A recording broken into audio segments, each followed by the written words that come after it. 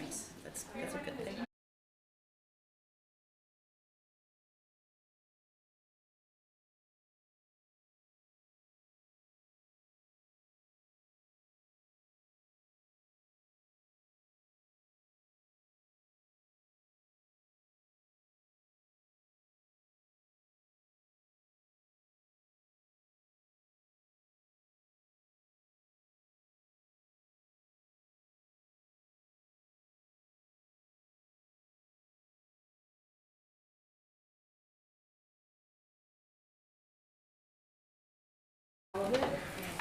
So why don't we just go ahead and while we finish setting up, we'll just pass around some name tags here and markers, and we'll be able to have everybody to write your name. All the markers. So while we're doing that, maybe we could just start with introductions. So if you could just please share your name, your pronouns. Pronouns are he, she, they, however you prefer to be referred to as, and then your 6th grade level for Bancroft. If this is your first time at PTO or this year first time, that's cool. If you haven't been here a while, that might be helpful, just so we have a sense of who's brand new and who we might want to add on the sign-up sheet for future. Yeah, there's markers in this there. So I'll start just because I'm talking and then I don't have to talk anymore. I'm Alicia Rainey. I use she, her pronouns, and I've got a 2nd grader, Sebastian here, and I am the co-president of PTO. I'm Sarah Greenfield. I have a 2nd grader in Miss Lee's class, and I use she, her pronouns, and I am a secretary for PTO. Hi, I'm Kimberly Sinclair. I have a 1st grader here at Bancroft. I use she, her for my pronouns, and I am the treasurer for the PTO. I'm Nicole. I'm one of the co-presidents of the PTO. I have a kindergartner and 2nd grader at the school, and I use she or they pronouns. I'm Paul. I've got a kindergartner, the 1st year in PTO. I video. This is being videoed and live streamed in case you don't know right now. I'm Tana. I have a kindergartner, and I use she. My name is Diego DePaz. I'm the principal at Bancroft School. I use he, him. I don't have any kids at Bancroft. I'm Sue Francis. I'm the IB coordinator, she, her, and also I'm one of the students here at Bancroft. I'm Erin Trapp. I have 2 kids, a 1st grader and a 5th grader, so I'm BGM and I haven't been for a while at all this year, actually, partially because I started an MSW program and I'm an intern at Jenny Bland Elementary. I have a new perspective on Minneapolis. Sorry. I'm Rachel. I use she, her pronouns. I have a 3rd grader, and my son will be starting kindergarten here in the fall. And I haven't been to PTO for a while, but yeah, scheduling stuff has changed, so now I think I'll be able to come more regularly. I also just want to say I'm a fidgeter, and I like to knit during meetings, and but I also like to check in, like, that's okay with folks and stuff. Okay. Yeah, I sat down, we thought we'd we gravitate to each other. It's knit too. Yes, absolutely. You put on the windows so you don't have to immediately introduce yourself. Sit down. I'm Crystal. Crystal, and then if you your pronouns and. She, her, and my daughter is Ali in 1st grade. I'm Jack, he, him, and I've got our Elodie in kindergarten. I'm Linda, she, her, family liaison. Okay. I'm Jill, she, her. I have a kindergartner.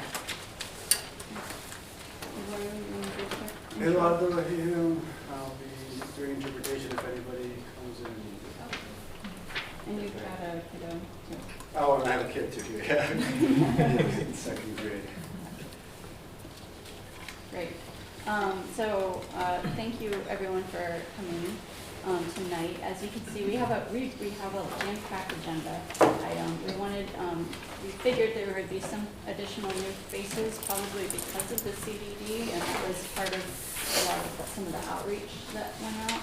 In terms of when I was talking to parents coming up to this week, there was a lot of families that I was running into that didn't know anything about it, and it's really confusing and very long and a lot of information to sort of put in, and we haven't had any sort of intentional conversations yet as a PTO on that. So we wanted to dedicate some time to start that conversation. We also, I just want to put a little caveat on that this is not going to be the last conversation because there's so much. There's no way that this doesn't replace sort of one of those long informational sessions that they're doing at the district level.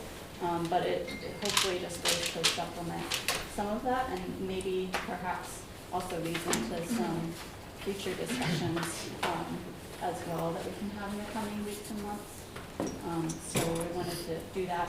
We're going to have a dinner break. We have food coming at 6 o'clock. If we can, I'll say this again, but if we can try to keep it as quickly as possible. Obviously, we got kids to feed, and that's a whole thing. But just try to, if we could, just bring put your plate in and come back and join us. So we have hopefully 15 minutes to get food and let the kiddos get their food. But then come back and we're going to go into just generally our PTO sort of agenda items, because there are some upcoming events here that we would like to spend some time to talk. And then before I forget, maybe Diego too, just briefly, you'll also be covering some things at the site council meeting, and I don't know if you want to just... Yeah, so I just want to echo what Alicia said, is that this is the first of many, hopefully, conversations that we have surrounding the CDD. I know I've talked to a few people already in this room about the implications and just of the study and then of the now proposed models that have come out. There's listening sessions. I think there's one tonight, there's one tomorrow, there's one on Wednesday at Roosevelt that I think many people here are attending. And then we'll dedicate the majority of our site council meeting on Thursday to discussing the CDD and I guess what could happen if the proposal that was, or the models that were put out get voted in by the school board. And so there'll be lots of listening sessions at the end of January through February, a final proposal we put together in March, and then the board will have an ultimate vote in April on a final plan. But I know we have this meeting, Thursday, site council. Friday morning, we have a Somali family meeting here at Bancroft, because I also know that the Somali Family Council is meeting Friday night, so we wanted to make sure that our Somali families had the information before they went to that, so they could be more informed and have questions to ask when they go there. So there'll be lots of hopefully good dialogue and conversation about what we can do here as a community at Bancroft. Thank you. So why don't we go ahead, any questions on that before we jump in? Okay, so why don't we go ahead and we'll get started on the presentation here today. Am I going to do this? I'm happy to. Well, either way, I mean, however, I imagine we all have stuff to say. Yeah. So the slides were put together. We had a quick meeting yesterday to sort of try to figure out how we wanted to guide the discussion. And so we have some items that we put together, but I think to sort of mention outright, these are sort of goals for today. As we sort of mentioned, there will be more activity that PTO will sponsor and sort of try to lead, and we're hoping that sorry, I can hear myself in my ears. The other parents will have their own activities. But for today, we wanted to at least give an understanding, not necessarily basic, but something that would allow people to focus on something so that when they look at the official documents, they have an anchor, and then they could branch out from there. We wanted to empower the parents to kind of have a sense of that they can get involved and that this is not such a behemoth of a thing to sort of latch onto. But primarily today we wanted to really encourage folks to get involved and that there are avenues. So And one of the things that we were hopeful for was the distribution of these things. As we go through the slides, if questions pop up right away, write them down. We'd like to collect them and walk away with them. There will also be Q&A at the end, so that we could have discussion, but we were afraid that we might run out of time, so we wanted to sort of make our way through it, through the content, let people write their questions, and then have a discussion. And I might say too, if there's anybody watching on streaming, I know of one possible parent who said they were going to try to stream. There are 2 people watching right now. Woohoo! All right, that's awesome. So if you are online streaming at home, please send your questions, like open up maybe like just an email and send them to our PTO Gmail account. And that Gmail account is, I don't have it memorized. What is it, PTO MPLS? Isn't it Bancroft PTO MPLS at Gmail? Thank you. It is Bancroft MPLS PTO at gmail.com. There are questions at home. So thank you. Yep. I can do it. Yeah, we could, absolutely. So I think Diego kind of gave a quick overview. There are the models that were released on Friday. There are 5 of them, plus other appendices that sort of inform the discussion. But the point to this effort is that there will be a chosen model in April. It's a March, an April vote. By March 24, they'll have an actual one selected. And we just wanted to give a sense of, from our understanding, using their verbiage, what we understand to be the reasons, generally speaking, for the CDD. And so from the documents that they have, they do say that the way things are modeled currently, they're not sustainable, and we're understanding that to mean budget shortfalls. We understand that to mean the transportation expenses, and there are others there. That they make a statement that magnets are not increasing integration in racially isolated schools, or that there are marginal increases, but not enough to sort of warrant keeping the model as it is. And that's, I think, a part of the discussion that we sort of imagine parents will have. What is the not enough? What is the marginal increase? I think we have a sense here at our school that we're doing quite well. So that's something for discussion. In their documents, they also talk about the goal is to reduce the number of schools with 8% of students at poverty levels. They're talking about the exodus of families from the district. And they mention academics, they mention safety concerns, and they talk about the achievement gaps. Did you have anything more you wanted to add to that? I would say, nope, that covers everything.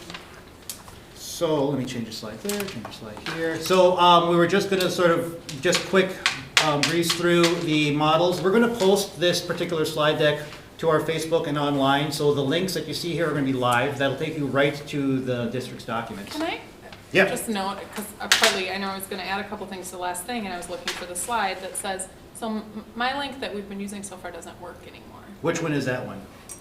It's the one that Diego had sent around, so I'm just curious. Oh, you want to see the link? Yeah, I'm just curious if they've moved it, because sometimes once they get, I don't think it was translated yet, and I wonder if now it has some official location, but Does the one that I it's sent still work not on anymore? CDD. The one that's Okay. specifically Not on to their the, webpage. That's very new and different.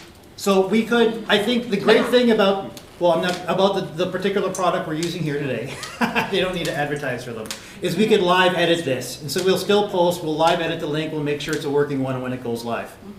But that's a good catch. So maybe they removed it.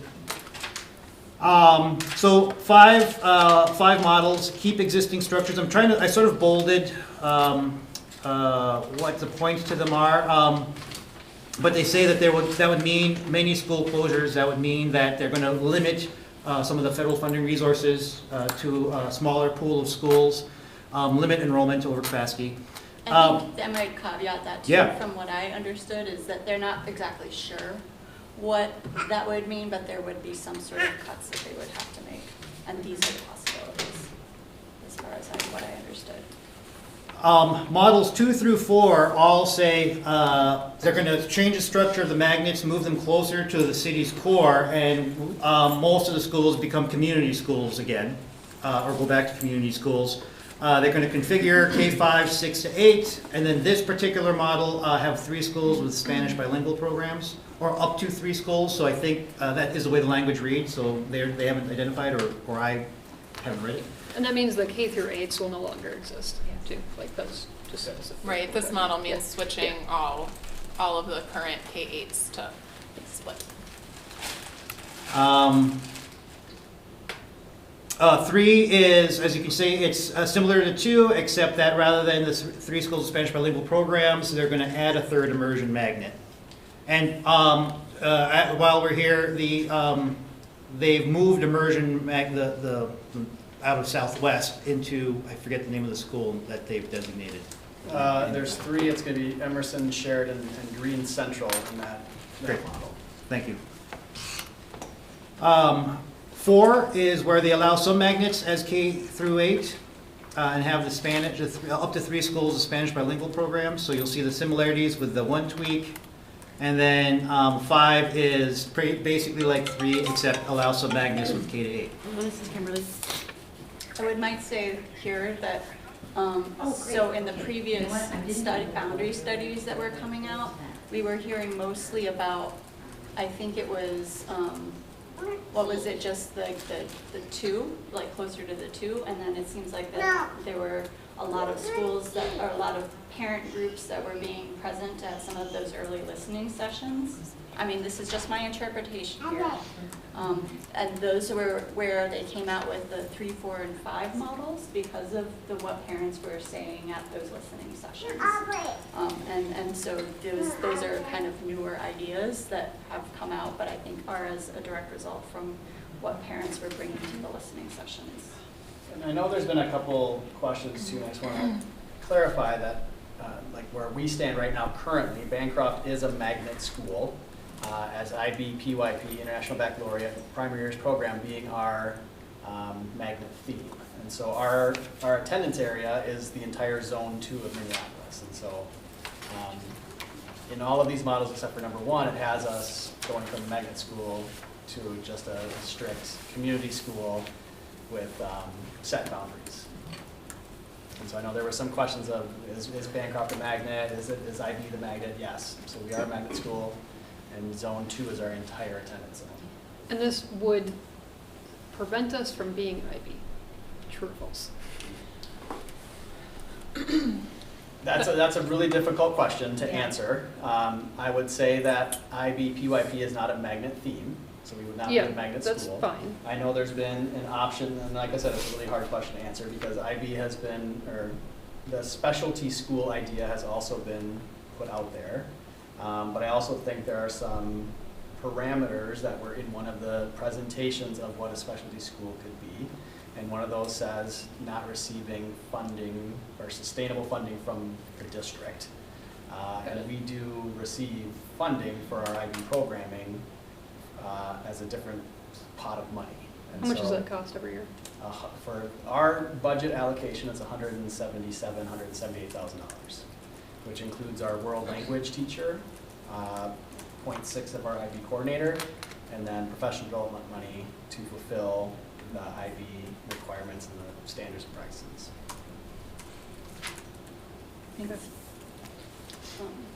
We've got lots of slides. Oh, go ahead. Yeah, and just to say, I asked that question, and from board staff, you know, they basically made no promises. They have talked in the meetings and talked in this email about wanting to that maintenance, and so with the idea that schools would continue, but again, it's an application, so it would be an option for Bancroft to apply as a specialty school to offer IB, and that process would be defined in more detail in April.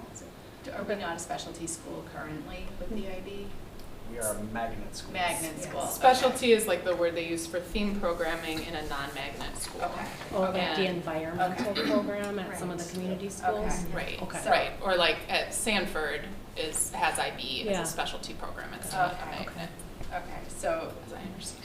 so if we were no longer a magnet school, we become a community school with the potential to apply for position as a specialty program, Yeah, possibly. which we may or may not get. Yep. Okay. And there's also potential round funding.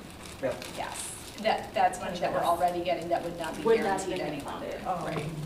So I think that could be, you know, a thing that maybe a lot of us want to ask or suggest as like, if things go this route, that there should be, you know, could there be, maybe even not should, I'm trying to stay neutral, but like, could there be grandfathering or guarantees or maintenance for current IB schools, since part of their reason for not doing the IB as a magnet, they said, is because IB already exists in so many schools, and if they did it as a magnet, they'd have to eliminate it from those other schools, so that otherwise people won't send their kids across town to meet the goal of a magnet of integration if they have an IB in their backyard. So they said, since all these schools have IB, we don't want to make them lose it, so we won't do it as a theme, even though it's very popular. So I think it's reasonable then to say, so then let's have the schools keep it, if it goes this route, which it may not. Just to keep the discussion moving along, and there actually is an IB slide that we have now very well covered. Oh, sorry. Great. Let me just change slides. We happen to have a slide, reasons to examine the plan more deeply, or sort of, and this is, take it as you would. Everyone has their reasons to look. One of the points we did want to outline was that, was this point here. Other schools have mobilized or have an active and vocal parent base that's already commenting on. And we are interested in encouraging that in our community. At the same time, that folded is kind of the notion that we're going after. We want to think about what's important to Bancroft and to us here, but also sort of have that big picture notion and not simply be looking at exactly what's in front of us. So we sort of wanted to have that as almost a value statement. It might be a little too strong to say it that way, but I think that's sort of something that we were leaning towards. Another reason for examining the plans more deeply, and various members have examples of this, we feel like in the way we've read it, we're seeing things that confused us, that we feel like the data might be wrong or what they're listing might be inaccurate, and so we think, frankly, by us being involved, we're sort of holding them to a higher standard. Be more right, because we're not, believing something right now. And the last notion was, again, from our readings, we feel like, well, what they're saying they'd like to do and what we understand some end goals of some of the changes we'll do, they're not quite meshing. We feel like maybe there is, the verbiage we used was lack of transparency for some things, but it could also very well just be we're misunderstanding something. That's why we want to dig deeper. And we feel like everyone else may have other sort of reasons, but these are sort of the umbrella statements we're making about why we're doing this effort. Let me just change slides. So we have a slide here. In our efforts to sort of focus down, we wanted to sort of say, first effect on Bancroft is the new school boundary, and that the unanswered question is, if you're outside of the boundaries, does that mean you don't get to attend Bancroft when they implement, right? There are various ways of asking that same question. One of the things that has been bandied about is that the plan already claims that about 2/3 of the families are going to have to move schools. So this is a big shift, however which way this kind of rolls and falls. And that there are yet no, and they've said this when you do the readings and when you look at the reports, they've said there are no details regarding implementation plans yet. One of the things that stood out for us was that they're needing to sort of choose a model which sort of indicates a set of priorities, but there's not a real sense of how they're going to achieve that. How painful will that be? How successful will that be, if we want to look at it as a glass half full instead.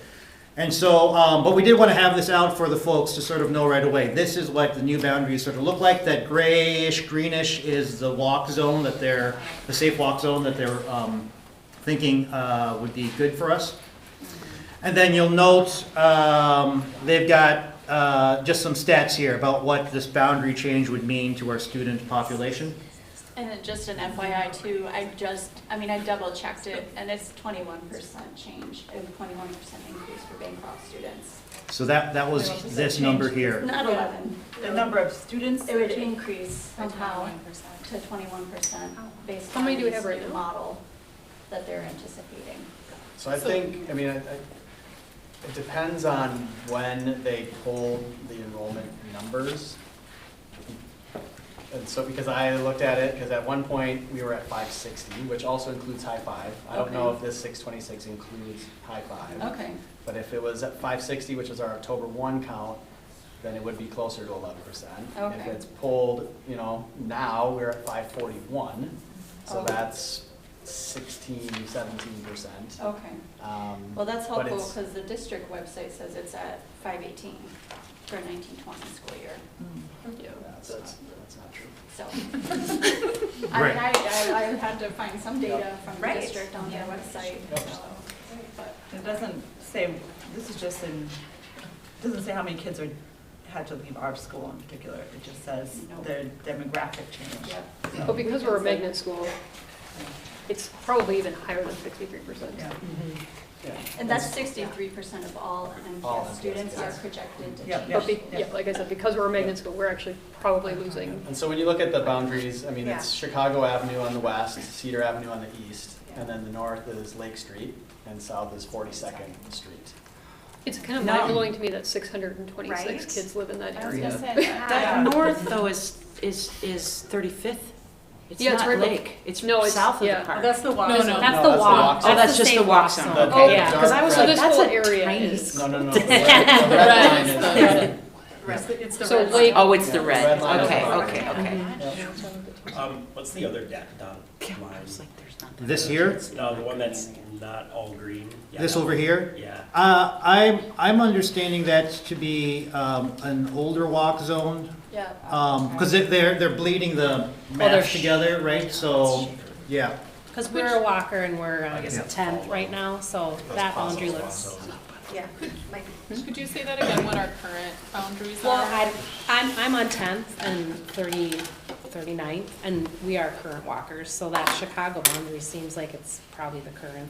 It is. Our current western boundary is Chicago Avenue. Okay. But we go, I mean, since we're in zone 2, we go all the way down to Richfield, all the way to the river and up to the University of Minnesota, so. Okay, let me just pull up for the online folks again. So next slide, this is where we've had this discussion. So the second big effect that we sort of wanted to just direct folks to, Bancroft becomes a community school, we're no longer a magnet. We don't know what that means to our IB curriculum. And so the unanswered question is, as it's already been sort of stated, is our grandfathering in, do we do the specialty school thing, but what impact does that mean? And that's the part of the deeper dive. I don't have much more to say to that because everyone said some pretty good stuff already.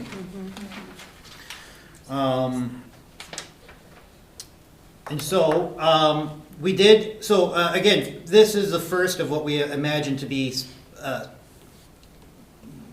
many meetings or efforts. There are other effects, and we didn't want to make, we wanted to make sure that we weren't just saying these are the only two. So we sort of talked about this already in terms of what that means for our student population. And these numbers are rough. It's really just meant to be illustrative, not factual. And I think this is where we do some of the work and dig to figure out.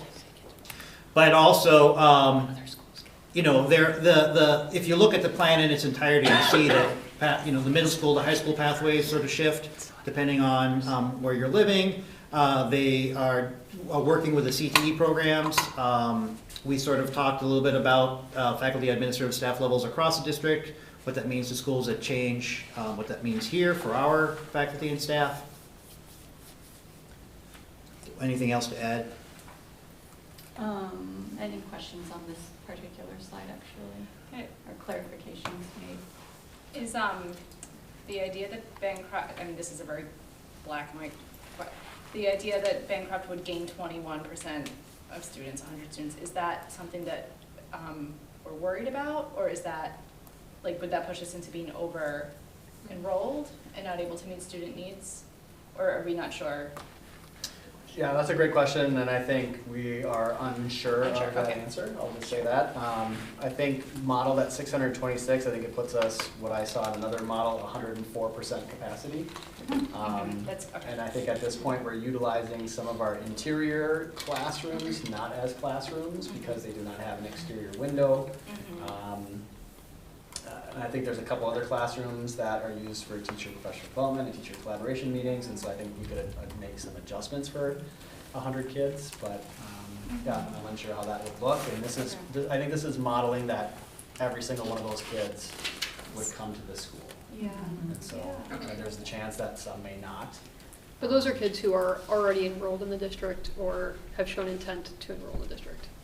Yeah, those Yeah, are kids so that are, it's not like- they're kids that are currently enrolled in MPS. Yeah, they're not kids who are already choosing to go to a private or Correct. charter school in that area. I would say it's gotta be modeled too, because they're also projecting kindergartners, right, or people They who are are, coming yeah. into the school as well. Yeah. Yep. I would hope they're using. But those are people's percentages. jobs to propose how many, to project how many people Yeah. end up. And they're not always right, but they're Correct. shockingly right most of the time. But, and I think the, another perspective to look at this is, or one of the perspectives that I have on it, I guess, is if there's this increase in student population, yet there's a decrease in students of color, what does that net gain, and what does that mean to the demographics of our school? And that's maybe part, I mean, for me, that's more concern than, because I understand that we're over capacity and we have a history of it for the last few years. And again, I've only been here for one semester, so, but I feel like we've been handling pretty well.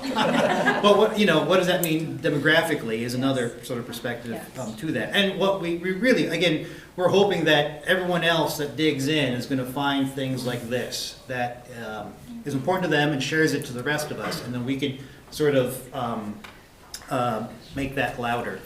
I do want to talk about, I wanna make sure, like, I'm paying, I'll take kind of stack, because I know a lot of people wanna talk, so if you wanna wave your hand at me, I'll try to pay, but Yep. I know Erin was Perfect. trying to say Yep. something. I just wanted to I wanted to ask if the effects are based on, like, is this plans 2 through 5, or is this sort of through all of them? And then an additional question is, what is the difference between the Spanish immersion magnets and the community, like, bilingual Spanish? Like, that seems to be the only difference between plans 2 through 4 is whether they're magnet Spanish immersion or bilingual. And I feel like, yeah, I don't know. And in hearing that parents organized, I know like Emerson parents were really organized around the plan, so. Winning too, yeah. 2 through 5, yes. For 2 through Bancroft 5. is slated Okay. for these and all of those models. Okay, so there's no difference between the, like, Spanish magnet, immersion magnets and community models in terms of what happens to Bancroft? As far as I know, Yeah, the same thing will happen to Bancroft plans 2 through 5. Yeah. The only way that we continue with what we have currently is model number 1. Yeah. And then models 2 and 4, I believe, models 2 and 4 do not add a third immersion site. Models 3 and 5 add Green Central as a K-5 immersion, Spanish immersion site. Okay. I think that's the only So we'll do difference. Nicole and then Sarah. yeah, so when I do look at the losing 11% students of color and the 11% for introduced lunch, that does reduce the racial and economic diversity at our school, but it increases the racial and economic diversity at other schools. We are an incredibly diverse school, but we also want those other schools to be incredibly diverse, and we know, like, that is best research practices. So, like, just when we're thinking about that, like, that is a hard thing for us, because that's why a lot of us send our kids here, but, like, there's a huge picture here, and I find it really hard when I'm focusing on my kid and what I want for them, but we do have to. Sarah and then Tan. and Jack. Right. See if I can remember what I was gonna say now. Come to, Diego. Oh man, you just said something. I was gonna ask you a question about it. You're gonna come back to me. I'll come back, I'll put you after that. Maybe this is probably just a question I'll ask at the listening session. Do you want to just say it and I'll put it in I guess I'm notes? just confused. As far as I can tell, the CDDs, I thought their initial priority was reducing their debt, which the boundaries help with busing, I think, and getting rid of the magnets. But I'm not sure how it helps with institutional racism. I feel like our school is very diverse, but I also think our kids are getting a lot of equal access here, and I don't know how you just transfer that to another school, but that's a really big question, not for our room to figure out, and maybe that's to come, and I just don't understand that part. What do Jack? I remembered my Okay. question. So, I didn't look as closely at the first model, and we can get maybe into the details here, but so I just wanted to clarify, because now I can't see it, if Bancroft, because a lot of things are modeled to change even in the stay the same model. Like, as we said, schools will close, things probably concentrated in North, but Bancroft would stay an IB magnet in that. So in that sense, it's like Bancroft would stay the same. Is that? Yeah, so the way it's listed in the presentation, it says magnet sites model 1, it says the following are the K5, 6, 8, and K magnets in our current structure. And so Right. IBPYP has the 3 magnet schools, Hall, Whittier, and Bancroft. And then they, up in the parameters, they did list the drastic changes. So one is limiting Title I and other federal grants to schools with high concentrations of poverty, limiting enrollment in oversubscribed schools, boundary changes, increasing how far students walk, and then closing significant number of schools whose enrollment and other factors do not support the ability to provide a well-rounded education without additional subsidies.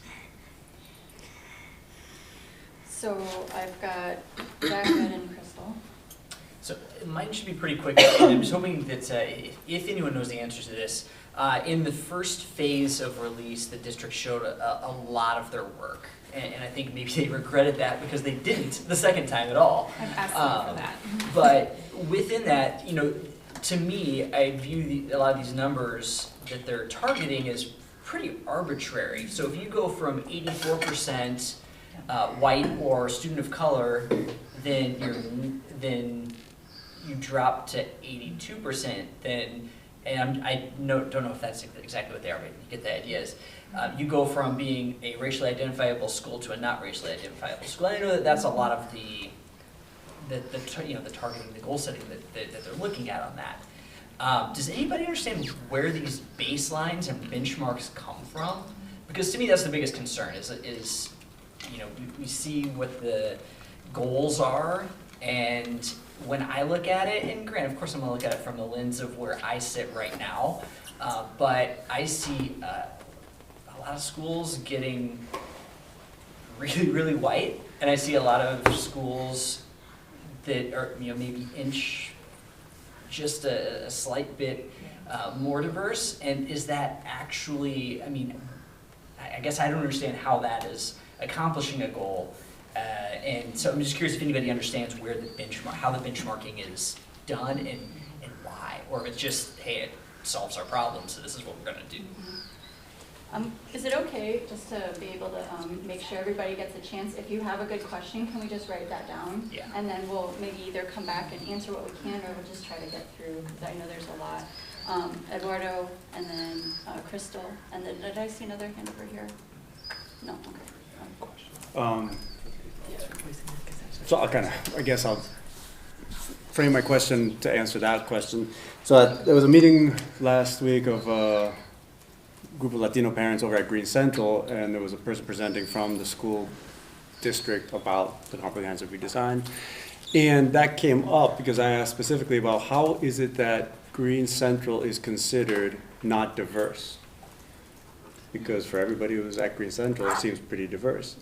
And yeah, it goes by a metric of something like if it's 80% of color or non-white. I said, well, there's a lot of diversity there. Just because there isn't more than 20% white doesn't mean that for us that it's not diverse or integrated. And it was explained a little bit to me, and I want to dig into this a little bit more, that there is specific money that comes from the state that is tied to integration strategies, and it's about $12 million that's used primarily for busing, I guess. And that is, but it is defined by the state of any school that is 80% non-white. So 86%. 86? Yeah. Okay. So that's a specific thing that's a chunk of money, I guess, that's used for integration, that's using that metric based on the state standard to use that money. But I totally, my point in question was specifically to your point about that this comprehensive district design, for me, assumes or presupposes that integration or reducing the number of non-white students in any particular school will lead to some of these academic achievements. I have not yet had anybody explain to me how any of these models achieve better outcomes in the lower performing schools. And to that end, I would say that if at Bancroft, we're saying, well, it may not affect the school in and of itself a lot, but it will, of course, because it'll be a very different population. I don't live in the district, in the area. My kids wouldn't end up going to Bancroft. And there's a lot of other families, in particular the families that are people of color that are not here, and how they might be affected. And the question I would have for them is, how do you think that these models would affect the school that you would have to go to? And would you then choose that school? Crystal, and then I'll go back to Paul. Thank you. Thank you all of you. I really appreciate hearing everyone's thoughts on this. And question, because I stepped out and I'm back, and are we just commenting on some questions so far, or where are we at in this? Yeah, we're kind of here, and then I'm hoping after Paul, maybe we can move on to the next slide. Gotcha. Or we can move on to eating. Or the eating. Oh, Thank okay. you. I don't want to stand that way I'm between like everyone's eating. hardcore here. But I also want to, I had a lot of concerns as well. I don't, because that data isn't available, but from the initial boundary study, to me, also similarly, I had the same reaction where I saw these 86% seems, you have this threshold based on what some funding is, but to me, if you have a school that has this arbitrary and modeled demographic shift, that's not even a guaranteed shift, that's a lot of, 63% of kids moving schools for these small changes in demographics, the large dislocation of children. Yeah, when I looked at the numbers from the initial boundary study, the schools look so segregated to me. Like, I don't think it takes much logic, or doesn't take much science for people to quickly call out, oh, that's a very white school. Oh, that's a very, low income school. And it's not just the racial piece, it's the free reduced price lunch. They look very segregated to me. Even so. So I don't think, I'd be very sad. Our family would not be able to come to this school. But I recognize that we have privilege that we can move, so we can continue to go to school, but many other families would not. I live in Phillips, and I know there's other kids that my daughter rides the bus with, but they probably wouldn't be able to move to change to go to school. And that, to me, is not covered in here, is how people respond to this study. And I'm not gonna say, I'm gonna move no matter what happens, but I do recognize that there are families that have mobility and other families that don't. And how does this take that into consideration as well? So I just had a lot of concerns when I saw the initial boundary studies. And at the same time, I just say I totally agree with the values that they stated at the beginning and wanting to address, make our, address the racial disparities in education super important to me. But it wasn't clear, as many of you set out, that these boundary studies or these boundary changes actually help address that. If they did, this is great. But I don't see that connection, so I'm confused and concerned. Just a point of information on that, because I share some of those same concerns, though I do think there are some things other than integration that they make progress on, but I won't get into that right now. But just to flag that they put out all this detailed information in the phase 1 about the results, and that is very different than the 5 models that are out, and they haven't put out detailed information about. Doesn't mean it's better, but I assume because there's some magnets and only community schools would be pretty bad, and they have said they project a lot more reduction in racially identifiable schools, but I've been asking for the detailed numbers about by how much. And I'll add, the public meetings haven't started, so. They also do have a projection on how many families will end up leaving the district. I don't remember what that number is, but it does exist. I haven't found it in writing. I heard they set somebody. It was in writing. It goes around that it was a third. Yeah. Which, how many students do we have in the district right now? 33,000 is what I've heard. Oh, well, 2,000 or 3,000 is not a third. But the word went around that it was a third, but I don't know where that came from or if that was accurate. Yeah. Well, we do have to sort of roll, but I think we'll get back to that point in another slide here. I did want to get that we have an online comment. Okay. Oh. This is historical. Anyway, so I'm just going to read it though. From Ellen Scoro. Do we have any idea how any of the scenarios besides number 1 would affect families who currently attend Bancroft but do not require busing? Are there any differences, or do they all displace those FAMs? So, which sort of ties in, I think, to part of the comment that if you didn't need to, would you move in order to get into the district? And how does this sort of change the populations other than folks just leaving the district? How does that move folks within the district, right? Anyway, so that was a comment from online. I'm just gonna shift, sorry, I lost control. I gotta do this for the online people too. Okay, so, not a done deal. We wanted, Can we go get food? oh, should we, well, you tell me. Can we wrap up? We'll Sorry, punch through. I don't know how much is No, here, so. last two slides, this is all about being Let's go. empowered, and then we feed ourselves, and there you are. But not a done deal, we wanted to sort of say that right away, though there are writings out there saying where this is late in the game and that kind of thing. We do want there to be activity. Attend in person or online, and these links, I'll double check them now. Board meeting, presentation of public comment, thank you for that comment. Listening sessions, and there's a link to all the listening sessions that are coming up, and there's one at Roosevelt right away, so it's nearby us. I'm hoping to be there myself. There's a survey, there's a link to that survey, and so for the folks online, we are going to post, make sure those links work. This is kind of a blanket statement, joint efforts by other groups across the district who share your concerns. We are one pipeline for feedback, PTO. There's going to be site council, and that's another pipeline through administrative channels. And then there are like groups all around us. I actually just joined on Facebook Minneapolis Public School Parents and discovered, all of that commentary. So, yeah, well, but and there are other sort of other groups to sort of band with if they happen to have a particular niche thing that you're also interested in, and that's another source of information. The point is variety is the spice of life. Find other sources of info and get other ways to get your voice out there. There are some, I'll just say, I think there are some really heated debates, and there's some toxicity out there, just to beware. Just know that's just the case, and I think the purpose of the PTO is going to be Bancroft centered. But again, following sort of our vision statement that we put out is trying to also be cognizant of just the challenges that are in our district, and it isn't just a Southside thing, and we want to be cognizant of that, and I think that's important that we represent in that in whatever form. But I think those schools and those parents who are stepping up it seems like people are responding to, and so what is our response is a question that I have. And I think also what, and how can we also engage with more parents at Bancroft too? Because it can't just be who comes to these meetings, who's available to come to these meetings. And as a kind of a segue, write email, call school board reps, get involved that way. You could you could be as individual or be as unified in group as you want. But there's a link I put a link to their emails. It's on the website. If you haven't taken the survey yet, go take the survey. Yeah.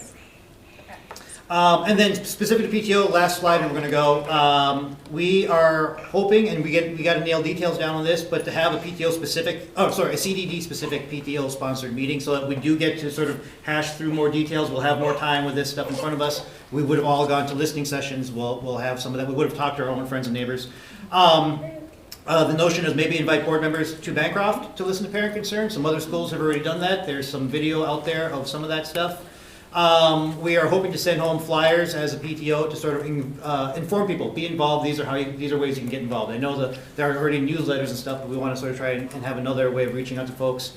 Organize volunteers at pickup or other events. We've got these great family events. We would, certainly use our PTO table as a way of engaging with people about becoming engaged in the process. And then encouraging PTO and parent-authored communication and feedback to the district. So this is part of that write email call bit. So this is the call to action slide. I think that's my last slide. Yes. Okay. So let's mull on this for a minute. Yeah. Eat, and then we'll just. We do have a lot of stuff coming up after this, and again, action-packed, and I want to make sure we have time for the business section. But let's just go get food, and then we'll read the next steps. Thank you for putting that together, Paul. Yeah, all right. Thank you.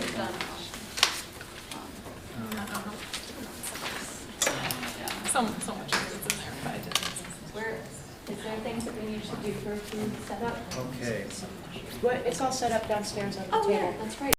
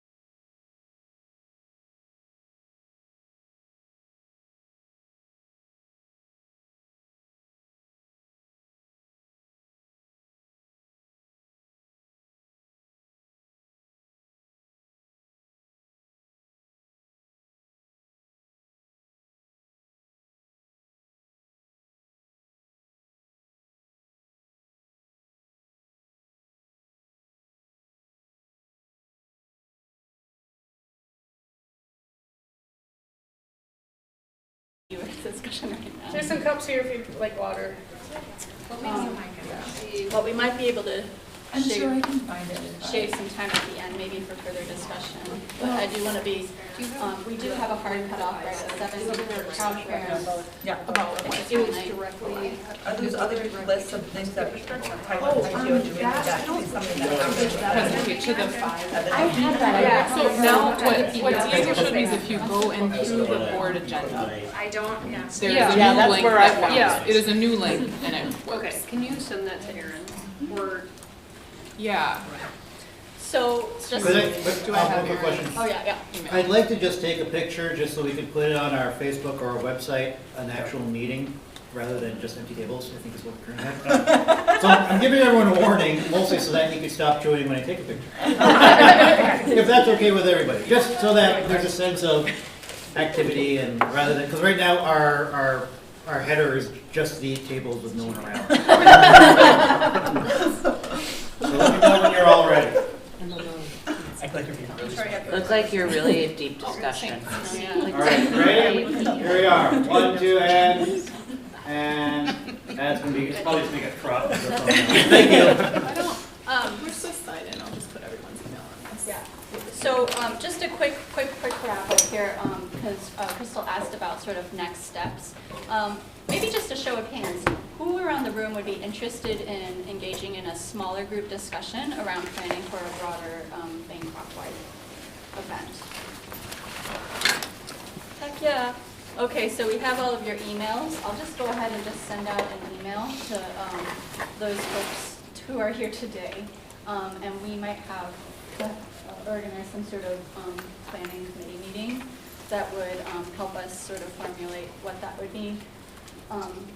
Linda, maybe it'd be helpful to have you there too, just to think about how we can engage other parents who obviously, and how we get other parents to do that. But we'll follow. I have to be kind of neutral too, but I can share information. Yeah, I mean, I would say, like, in terms of what your role could be, is like, and even maybe you could just share ideas with me one-to-one, it's just like, what are some, do you have any thoughts on terms of time, place,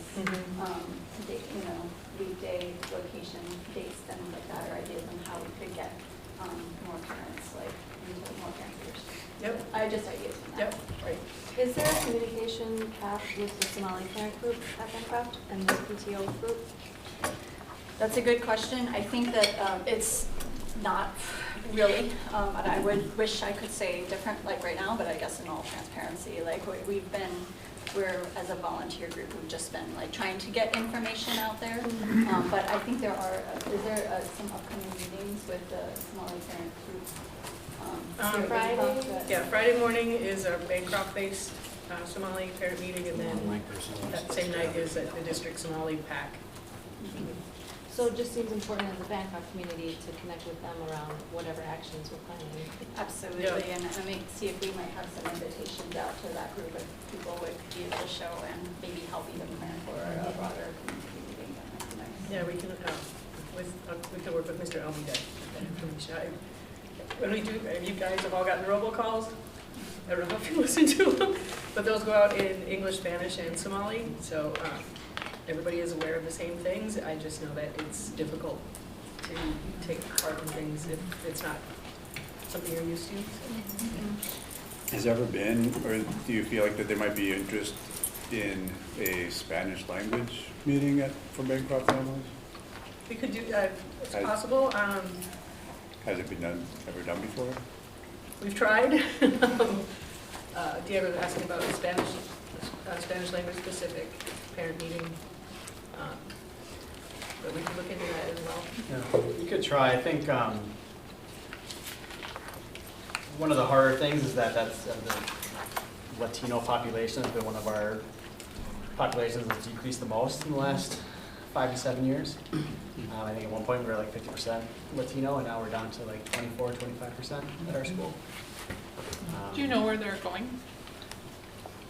I can Or speculate, but I don't know exactly. But we don't find out when Yeah. people leave the school where? Not from our school, no. I'm sure the district does some exit interviews and things like that, but I know with the rise in some of the charter schools nearby and I know some kids go to Risen Christ.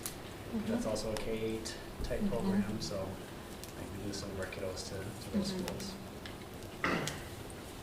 I was just gonna say, like, in relation to like Somali parent meeting too, if there were people like who, I mean, I just raised my hand for doing some stuff for organizing something, like specifically, I would be interested in like specifically being a contract person between like a Somali parent group and, you know, or like facilitating that. I feel like if there were people who Sort of like somebody from a represent PTO just to share like, exactly what we're talking about. yeah, yeah, yeah. That would be great. Or maybe other people would be as well, but I think something like that could be useful.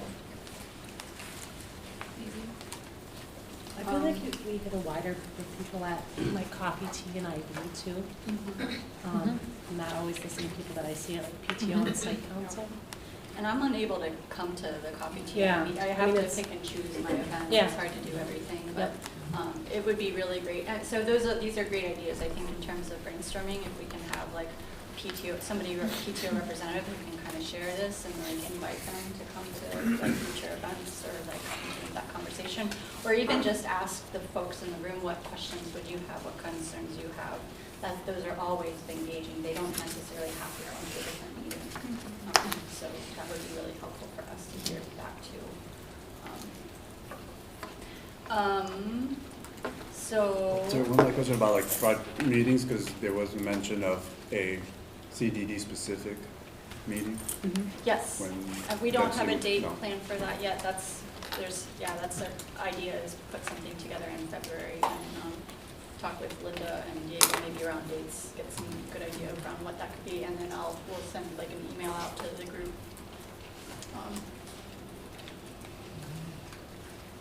Cool.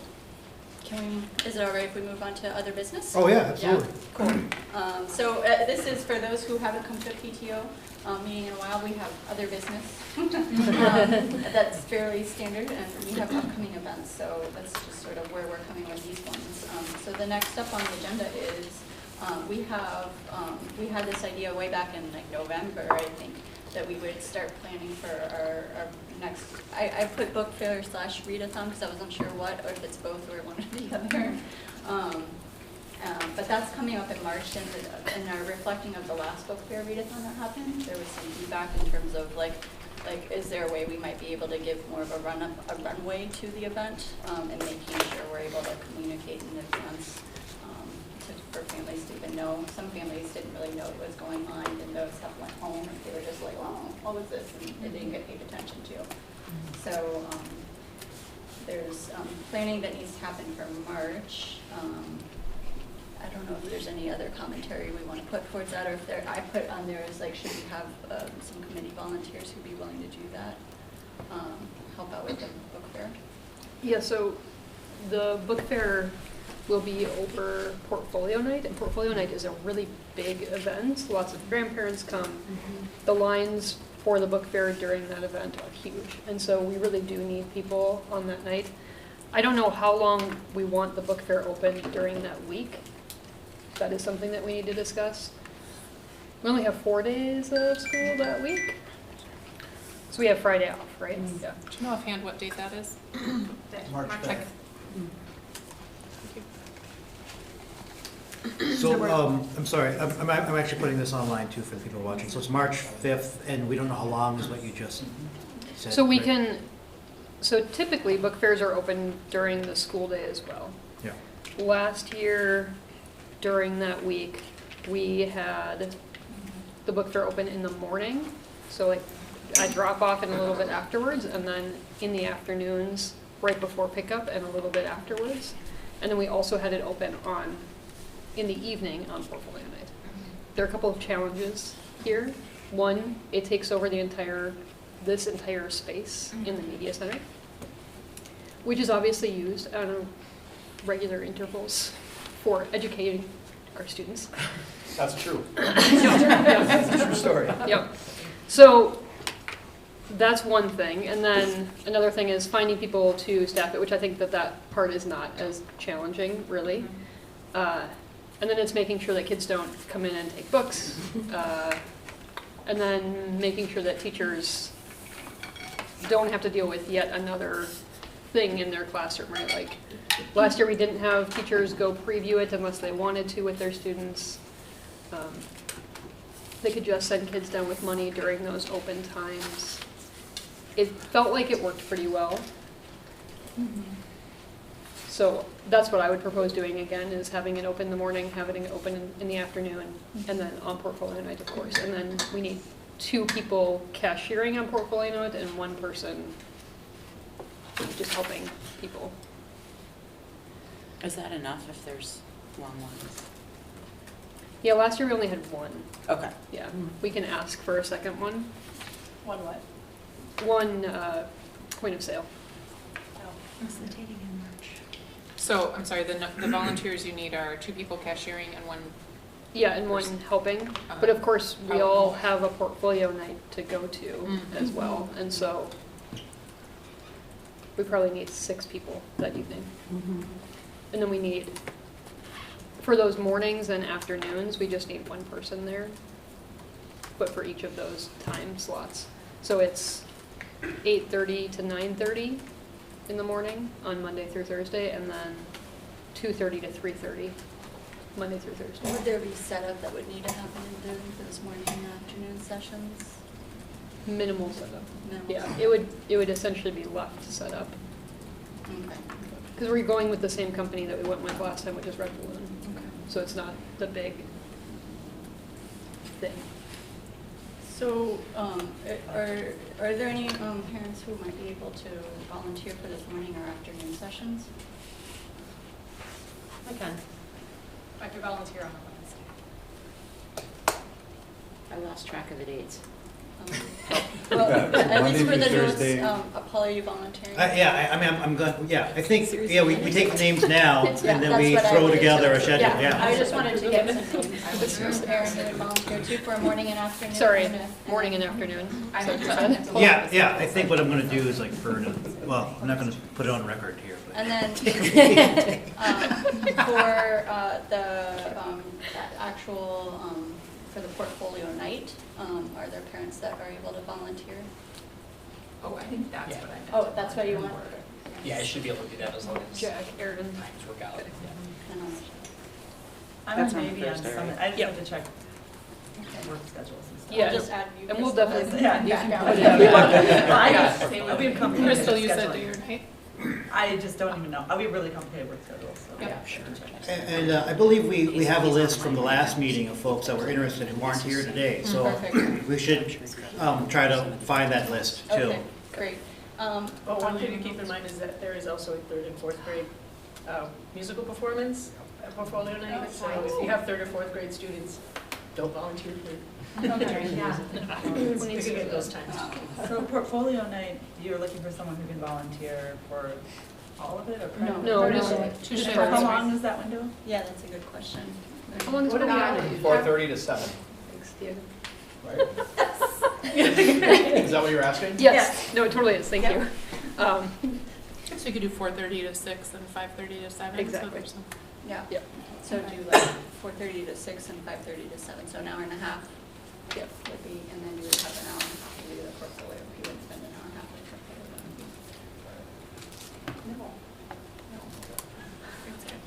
portfolio.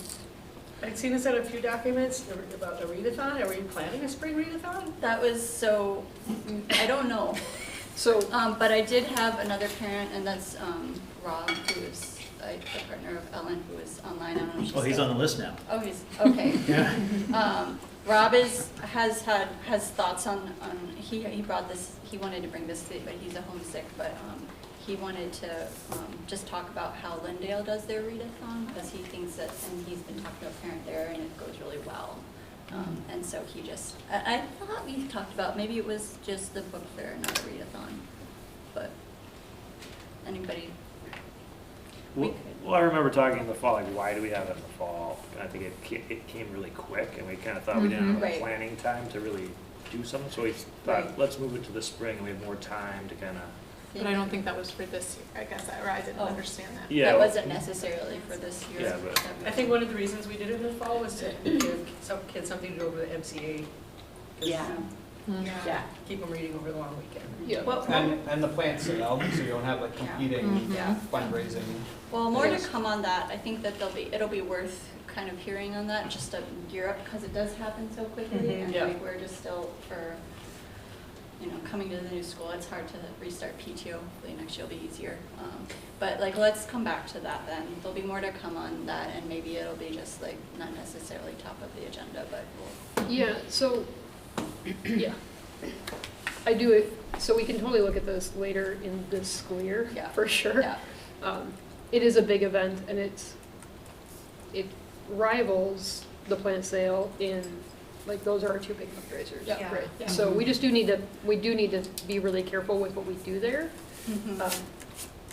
Yeah, and I'm not necessarily doing another one this year, but Yeah. just like making sure we're having time to talk about it, because it comes so quick in Yes, the fall. exactly, yeah. And is so- there a better time in the fall? Yeah. Yeah. Which there might be, and we don't have to have the book fair right then either, other than the fact that it goes over conferences, which Yeah. is really Yes, handy. Yeah. I would agree. One thing that Linda and I had talked about, because it is I Love to Read Month in February, and then we have another book fair in March, at the beginning of March, is like a book exchange, where we would request families to bring in gently used books, one book, how many ever books you have. Some families, of course, won't bring any in, and some families are going to bring 10 in. And the idea is that we would set up a space, maybe like behind the stage, where we do the pictures. Each class would follow the picture day schedule and come through there. Each kid would be able to choose one of those books. They'd write their name on a little, thing on the inside of it, and that would be theirs to take home. Just encouraging all kids to have a book at home to read, which we know is a thing. I don't know. I'd be happy to try it and happy to set this up if we're interested in it. We would, of course, need people there during the day who could help facilitate, 30 students at a time coming to each grab a book. But Maybe we can, I like that proposal. Could we come back to that proposal maybe in March, or would that feel good? Or were you talking about doing that this year? doing it this year, Oh, okay. yeah. Maybe bring it to the next meeting, just to make sure like we have, does that feel? Yeah, I mean, I guess I was thinking that it would be connected to I Love to Read Month, which is February. Oh, sorry. No, it's okay. Yeah. It's okay. And I don't want it to push it into something else that we are working on, like the plan sale or. Yeah. Because you all have to work. We just don't want to spread everyone thin, right? So if it's something that we're interested in and other people are also interested in making it happen, I'm happy to get that started. Could we try a particular collaborative method using the Facebook group that we have for PTO? And perhaps we've got this list of folks that are interested tangentially or for sure, and maybe we can do a post and get some dialogue going that way. That way we could have some off-cycle dialogue. And also then, get some other volunteers. Right, yeah. Yes. And then they'll be transparent to them, the work that's going on. And it's the group, not the page that I'm thinking of. Because I know we have a habit of having these long email chains. Diego, I feel sorry for you because you're on all of them. It's okay, I'm informed. Yeah, but whether it is going to stay as Facebook, and that's something we've been exploring, or something else, it's just there are these tools for these off-cycle chats, so that people could still be doing their daily lives and participate. So, because that sounds pretty good too, but it sounds like we are starting to run out of face-to-face time because we've got Exactly, the CPD stuff, yeah. and then. No, we got a lot of stuff going on. Yeah. too. Yeah, I mostly just need to know, is it something that we want to actually try to do this year? If so, I'm happy to lead the way on it and reach out to our community. If not, and we just want to table it for next year, that's also fine. I just need to go ahead or stop, don't do that. I think it sounds cool. Give them the bandwidth to lead it, I think. Yeah. We'll bring That's great. Right. I'll bring lots. It sounds like there's enough people who seem interested, so Cool. I think let's Cool. plan is to start a Facebook group meeting. It's a Facebook PTO, yeah, we'll Facebook figure it out. group. There will be care of a us. post. I'll just say that we have tools that are, to do the off-cycle stuff. Yeah, great. Okay, so we can move on. Yeah, and for the book fair, I know that one of the concerns was a way for people to buy books for the classroom. I don't know how easy that is going to be to do. I can certainly try, and Diego, I can send something to you that you could send to the teachers maybe and see what the interest is? So Does that sound possible? So like gift books for the classroom, is that what you're? let's take that offline just because we do have 8 minutes. I Okay. want to make sure we have an on-ramp for We've got plant like sale. 100 Yeah. I can be super Yeah. quick. Yeah. For those of you who are new to the school, the plant sale is our biggest fundraiser of the year. It takes place Mother's Day weekend, with all the plants delivered on Friday, May 8th. I already have both greenhouses booked for their delivery times. Amazing. And have the order forms, and Justin's looking at flowers. figuring it out. So then we'll bring, probably to the next meeting, the proposed list for the order forms, because I need to get from you, like, what's the timeline? When do we have to, because I can't remember, when do we have to get the order forms to the kids? Because isn't it like the big time that they place, that they get their orders from family and friends is over spring break? Yeah. Yeah. It's like about a month before. Month before. they're delivered. Yeah, and I'm sure if I back out from last year's dates, I've got it, I just. I don't think I put it in the calendar. but Just that the, was super doesn't have the arbitrary. start, it just has the. So it's in the afternoon of Friday, May 8th, and till about early afternoon, Saturday, May 9th, is when people can come and pick up their plants. The biggest bulk of, like, the hardest part of it is when the plants get delivered and set up. I'll probably plan to do like I did last year, for those of you who were here and involved, is I used Sign Up Genius so that I could say how many people at any given time that we needed, and then I could go to Linda and beg her to beg other people to fill in spots that were empty. We'll talk to Erin Glenn again, since she's my neighbor. And she loves the plant sale. And she loves the plant sale, and she She's helps us with the high ticket items. Sure does. Yeah, and I have to say, like, last year was my first year doing it, and I made a huge mistake on the order with the planters, which are the most expensive thing. And the greenhouse just completely fixed it. They did. No charge, no nothing. Like, I will be customers of theirs for life. Jane Paul has a special spot in my heart. And they're beautiful. Ours Yeah. lasted all summer Yeah. long. Yep, that's awesome. So, but yeah, so I will be, I don't know that we need like a committee, but we need help. Okay. So Justin and I are gonna sit down over the next couple weeks and really slot out exactly what that means, if it's hands-on decks during the event, or it's just coming to PTO to say, most of the stuff we'll do the order similar to the previous years, but we are gonna look at like what was high, what was low. So will you be bringing Yes, that and to if the next anybody has any PTO plants they're meeting? dying to get included that weren't, let me know. I think there were, I heard multiple requests last year for like more vegetables and more organic. Yeah, and you know, yes, and we are looking at that, yeah. Great. All right. And that should cover it for now. We got 4 minutes. All right, Diego, show us what you We're- got. Update. Dog. The dogs. Yeah. Justin's You gonna be got a so minute sad that to- he missed this to- meeting, Well, because he's I been dying don't to got see much. these I do what pictures. I know in the beginning of the school year, and I just came across this from our archives, but there were some students that wanted to do a Bancroft Bulldog statue. Oh, funny. And apparently there was one at some point. I think that was paper Is that paper mache. mache? Yeah. Same, we could make it. That's a pinata. And where did they go and where did they come from? Well, it was paper mache, so I don't know where it came from. We can afford that, actually. Yeah, that's I'll no make problem the approved. paste, we're gonna do some newspaper. That is from the Here's some 75th newspaper. birthday of Bancroft. Yeah, so it lasted a long time. Yeah. Wow, I remember that. And then I found this, which I hang in my office. Okay. I think that's a fun one.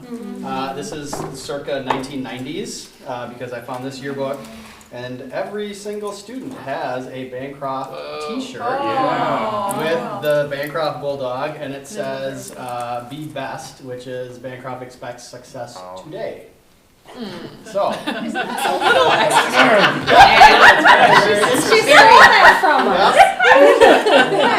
I didn't even know that was So, Bancroft expects success today. So, there's the Be Best program origination. Sorry,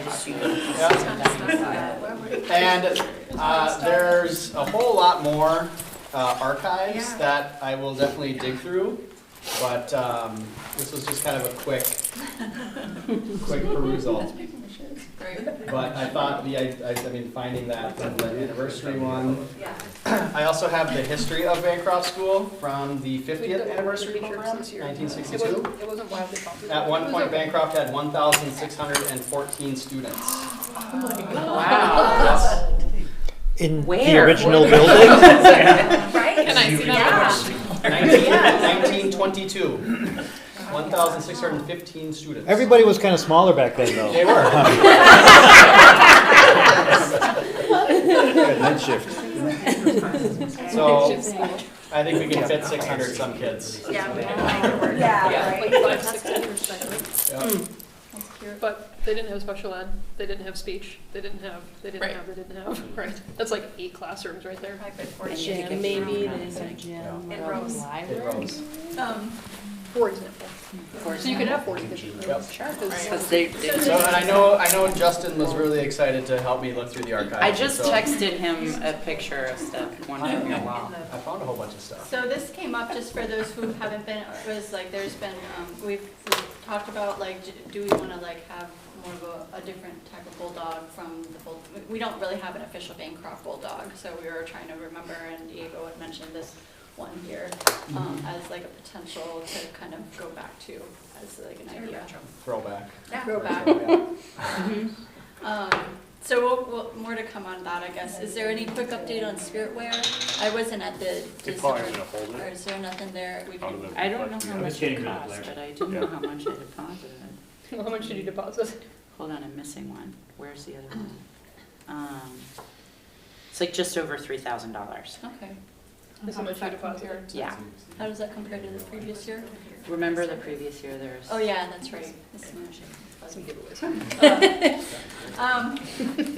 So it's custom made. Volunteers, you guys are Custom made. volunteers. We loved our shirt, we wore it to the roller skating. Yeah, we did. Team spirit. Yeah, I got a lot of orders this year. I don't know, there was some miscommunication. We're not sure how much it all ended up being, but it's not a fundraiser. It really is just, Spirit wear.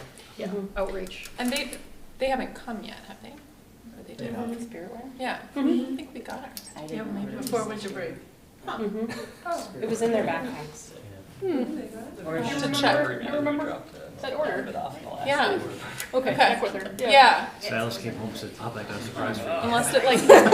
He told me I didn't order this color. Yes, you did. Just, We don't have it. I wish we had more time to talk about everything, but we don't. So we did do, for those of you guys who are new, this is something very different. We talked about at the beginning of the school year about how we can do better outreach for families, because it seems like not, we have this whole jump here as Bancroft, and what can we do? We toyed around with door knocking or something like that. We realized we didn't have a whole lot of capacity, and we fell on postcards, and we sent around 400 and something odd postcards to, and I'll just pass them around. We got ours in the mail today. Oh. So we targeted families, I don't remember, I'll let Sarah talk to how we targeted who, but these went out, and I have about, I don't know how many extras these are, 400? I don't know. I thought it was Did only you get those out of the? 100. It looks like more than that. They sometimes, yeah. So we do have extra, and if you have families that you want to talk to Bancroft about, you're welcome to take some and like give them to a neighbor or somebody you know who is like a preschool. a preschool. You want to bring some. It's a great way to promote, I think, Bancroft as well. Even though they're having all these changes, one of my fears around the CDD, because I was telling some of you guys downstairs that it feels like a giant snow globe, and the district is shaking it up, and there's some uncertainty and chillings that goes on with brand new families, but I think there's still so much to offer. We still have a whole school year ahead of us, and it's important that families choose Minneapolis public schools, I think. So I feel real passionate about that, and so there's still an opportunity for the next school year for people to enjoy the school. So take some, and if you're certain if you're living in the new zone, I would highly recommend taking some, but maybe you could talk too about who we targeted. Yeah, and again, we don't know what's happening with the zone, so I would just target people in zone whatever we are now. Yeah. So this list, we talked about this idea. Diego reached out to the district. They were able to share with us a list of, you go through that I think it's from the screening. You sort of self-select into get your kids screened at age 3 for any special needs, and then that kind of puts you in the SIS database. And so it was families. There's a larger list of 1,000-some families for our whole zone, but they said that most of the students come here from either the Northrop or Anderson zones. They're within our zone, and so we just, for this pilot, just did it to like 400 families.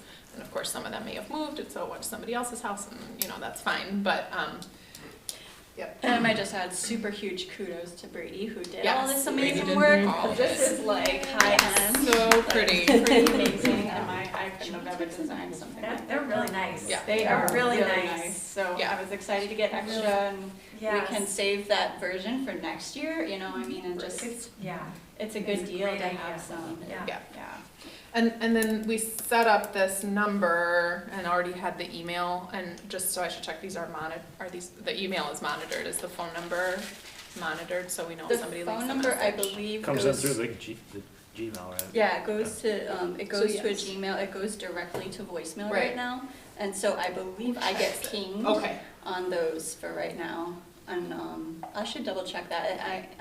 But yeah, so I've volunteered to field the calls, but we put on here, what if you were interested in talking to another Bancroft parent about your experience, you could call and leave a message, and then somebody will call you back. So I would love to have more volunteers to do that. I had a little coffee. I had a busy weekend, but I had a little coffee with some preschool parents that, who are interested. And people just have questions. They don't know where to go, and they want to know about the CDD. But it's like, I think it's a really great way to engage new parents, because otherwise they'll just they just follow whoever recommends things. That's how I've heard. And last thing I'll say is one part of the CDD that hasn't gotten as much attention, but they are talking about it tomorrow, but at like 4:30, is the student placement review, which showed, surprise, surprise, like half the families don't even use it, disproportionately lower income families and families of color, don't know about, I barely know about the deadline, the district doesn't necessarily alert people, so that's part of our goal, and I think figuring out ways to do that more broadly, so do just talk to people, because lots of people don't know on an annual basis that the deadline is coming up. February 7th. Yeah, I know, next year we'll get it out sooner, but this is amazing that this happened at all. So, thanks. You do, as long as you're in. Can we do a negative 5-minute financial update? Let's just know we're tracking depositing more money than taking money out. Okay. So far, every request that's come in has fallen within the guidelines. I have one that the 5 of us need to look at before we leave. Okay, we'll take a look at that. But yeah, we're in good shape. Great. Thank you for that. Yeah. Sue sends me messages every other day. I kind of do. And did the staff lounge and the band room get what it needed? The staff lounge, I spent about $150 on. I also bought a new faucet, but didn't need it, so we returned it. Yeah. And so I think the staff appreciate what's happening there so far. There are still some problems that we cannot necessarily fix, that we can talk about. So we did put in a work order, and there was a new sink that was installed, or new faucet that was installed. There were some new microwaves got put in, but we also discovered that it was an electrical issue within the walls and the outlets, and so those were all replaced. That's fun. Yep. But it's a lot better That's because good. it was a Yeah. definite hazard. So I'm glad we discovered that. Yep. We didn't have a real fire, so we're good. So they fixed those, and then my understanding too is that there was some plates and utensils that were purchased. There's a mirror, so it does look a lot better. There was also an issue with the under of the sink. There's like a kick plate or something that's supposed to be under there, but if they put that in, then it does not become ADA accessible, and so they can't put the little panel in that covers up I still need to work on everything. What? I still need to work on that. I'm working on a Yeah, curtain. yeah. Oh, And so good idea. that's another idea. And then I did find out, I can't remember what it was, but it's like $2,000 or something like that to move the printer out of there to do another outlet somewhere else. And so, not sure if that's the most effective use of anybody's money at this point. Really? It's not something we could just get a whole bunch of Really, people to do. if you just look the other way, can 8 of us just go in there and haul it out of there. Just kidding. Is it because is it now electricity? This is all recorded. But seriously, I will say no to that. what is happening when they replace all the printers and copiers with the Toshibas? I have no idea, That's okay. because that's a great question. Can it not be put in that room? That would be my request. If we have the right. If we have the right outlets. Okay. So Yeah. could we Depending potentially on what- try to? Depending, it's the outlet for that specific machine. Yeah. And if we get another machine that has the same outlet, then no, Yeah. but if it's a totally different outlet, then yeah, that's something. Figure it to out. think Some about. info on that. What I I- work for the district, so all the district copiers and printers are all being updated to Toshibas instead of Ricoh. Ricoh's. Yep. Yep. The elementary schools are gonna be like the latest to Yep. get them. I don't know why ECFE got them first, but that's not the point. So this behemoth of a Yeah, copier I've seen. might be able to be switched Yeah. out. I heard from Fabiola that, so they started with the high schools with these new copiers and they, Ran into tons of problems. yeah, so they kind of put it, it's on It pause is, now. yeah. Yep. Paper chasers. All right, and band room, did that happen? I emailed The band room? the band room. There was something that came out over, they put something out over. We'll find I have out. no idea. I was in there today, but I don't know Okay, if there was that's anything okay. different or not. Thank you, guys. There'll be more to come. We'll hang out for certain after this, but, I'm chewing, I should be talking. Each IT person. But, we'll put out notes, there'll be calls, more to come, you guys. I'm sorry, I'm a little tired. I've been talking and leading meetings all day. So, but stay after if you have questions. It's great. And I just want to thank everybody for their engagement and their involvement and staying informed and continued support of Bancroft. And if you want to make sure you encourage people to come on Thursday, we'll be talking about the very same, similar things about the CDD. What can we do as a school community? What are some other avenues to pursue with that? And so, please. Is childcare provided at the listening sessions? At the listening sessions, I Yes. don't know. Oh, Yes. Okay. Yeah, and interpretation. Great. So maybe. Childcare is provided at site council. Yes. The listening sessions. And site council's this coming Thursday. So here's the issue. And Do you it's almost, We've done this. childcare for school-aged children. That's very nice. Little kids. And at some point, Oh, yeah.